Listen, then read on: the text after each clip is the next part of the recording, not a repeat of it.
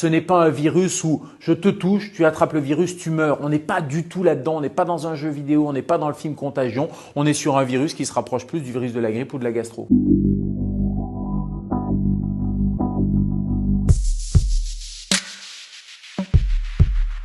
C'est un coronavirus. Corona, ça veut dire qu'il y a une couronne.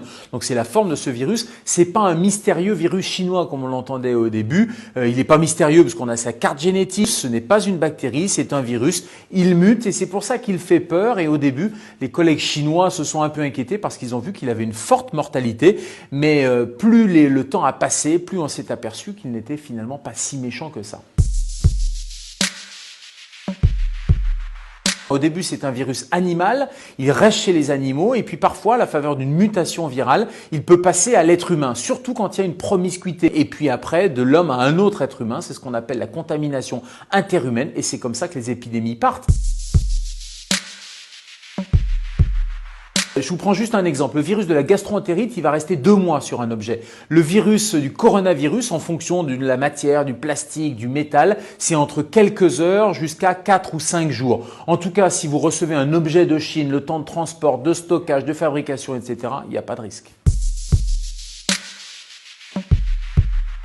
Non, je pense qu'il ne faut pas avoir peur, il ne faut surtout pas paniquer. Il y a un principe de précaution. Je trouve que là, il est un peu poussé à l'extrême. On a affolé les gens en donnant des chiffres de mortalité qui sont largement surestimés. Il faut simplement avoir des précautions raisonnables. Ce n'est pas un virus où je te touche, tu attrapes le virus, tu meurs. On n'est pas du tout là-dedans. On est sur un virus qui se rapproche plus du virus de la grippe ou de la gastro.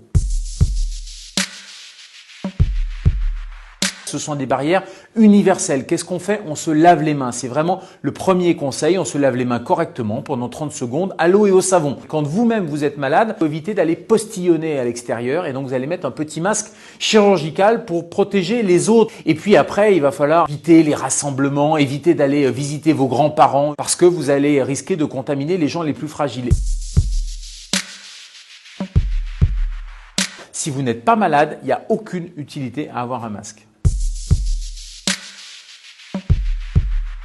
On peut décéder des complications directes du virus, ça donne des pneumonies. Comme pour la grippe, vous savez, la grippe, il y a 10 000 morts par an dans l'indifférence générale. Puis il y a des complications indirectes, on peut mourir de complications liées à l'alitement comme la phlébite embolie pulmonaire, liées à une complication nosocomiale.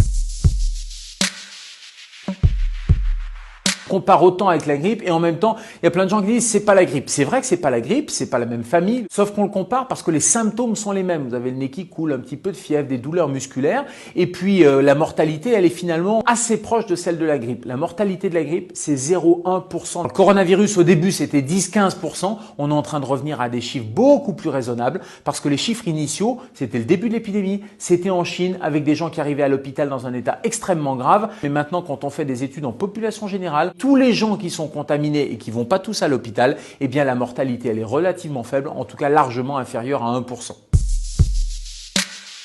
Une fois qu'on a le virus, on a, comme toute maladie infectieuse, des anticorps qui vont être produits par l'organisme et ces anticorps-là, ils vont nous immuniser. Ça veut dire qu'ils vont, dès qu'il y a une autre contamination, ils vont tout de suite attaquer le virus. Sauf que on a vu des cas rares, mais des cas qui existent de recontamination. Alors, est-ce que nos tests n'étaient pas fiables? Parce qu'on n'était pas capable de détecter de petites quantités du virus. Deuxième hypothèse, est-ce que le virus dormait dans l'organisme et puis s'est réveillé? La troisième, c'est qu'on peut très bien se recontaminer avec une souche légèrement différente. C'est ce qui arrive avec la grippe. Vous êtes vacciné contre la grippe, mais vous allez attraper une autre forme de grippe.